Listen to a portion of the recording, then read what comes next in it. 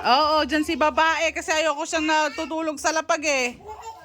So, hello mga ka-Double B. Ayan. So, samahan nyo ako for today's video at meron tayong tutulungan na tao. So, tara na. First ay, syempre manghihiram ako ng motor dahil wala nga akong motor. Para may sakato para natin yung gagawin natin ay kailangan natin manghiram ng motor dito sa kapitbahay. So, first, kailangan mo pasukin yung bahay nila ng walang paalam. Ay, pangalawa, tinaguan pala ako dahil naririnig na ako sa labas. Ang galing, di ba? Kasi dito sa taong to ako hihiram ng motor at wala siyang choice. Ayan, so tumayo ka dyan at akin ang susi. Ganon manghiram, puwersahan guys. Kala niya maiisahan niya ako ha. Kala niya maiisahan niya ako sa sobrang lapad niya, natagi ko siya dito sa ilalim ng mesa. Kumpay tayo sa plano na makahiram ng motor at ayan, ay aalis na tayo. So samahan niyo ako mga ka-Double B.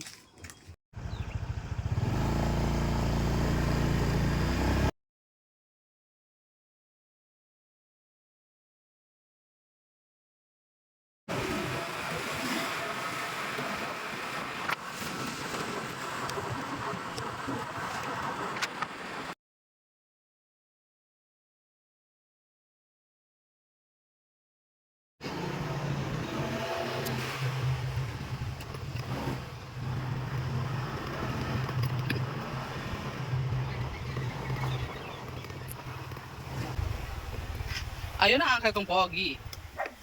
Ay, isang ayon yung aso. Sabi ko hindi ayusin nyo.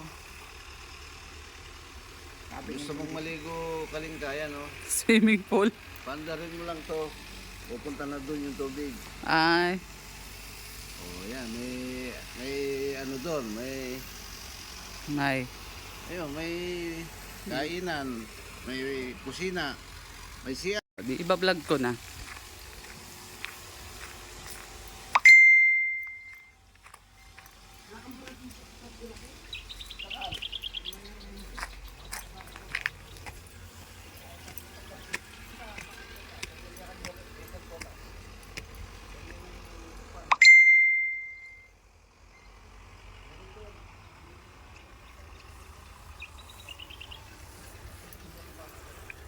Uncle, ilang feet tong ano netong swimming pool para nakamamatay naman? 5 feet lang to? Ayingay mo! Syempre, asan na yung Nakamega po! tanghali na, hindi ka pa gumigising. O yun naman pala, kanina pa ako nagsasabing magsilabas kayo dyan. Ayan, ganyan, magpaaraw kayo, may vitamina pa to. Sige. Hindi nagkukulong kayo dyan.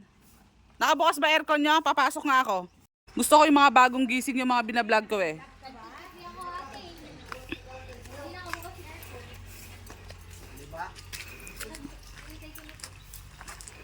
Sana dinamay mo na yun.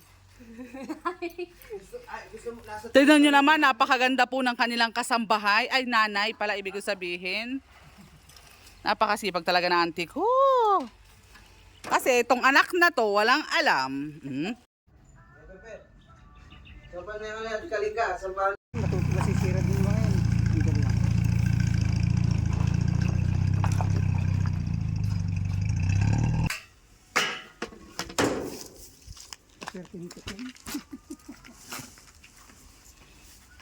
Sa anak niya yan, sa kay babae dun sa mamanugangin ko.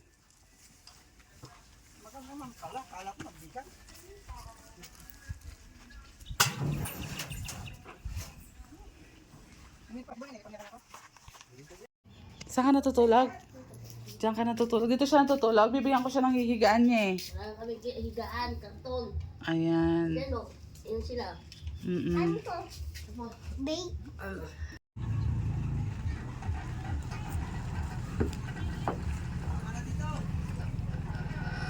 Kasha, malayo. Hindi tatama. Up. Teka, natanggalin ko yung bat.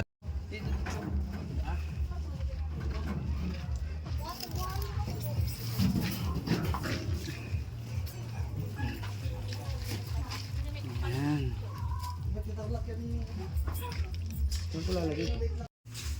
Ayan, dyan. Para mahigaan si babae. Manugang ko yan eh. Mamanugangan ko in the future yan eh. Ayan. Kayo nang bahalang magpagpag ne. Hindi ko nadala yung karton. Oo, okay lang. Sa next time na lang yung karton. Mataas naman dito. Oo, dyan si babae kasi ayoko siyang natutulog sa lapag eh.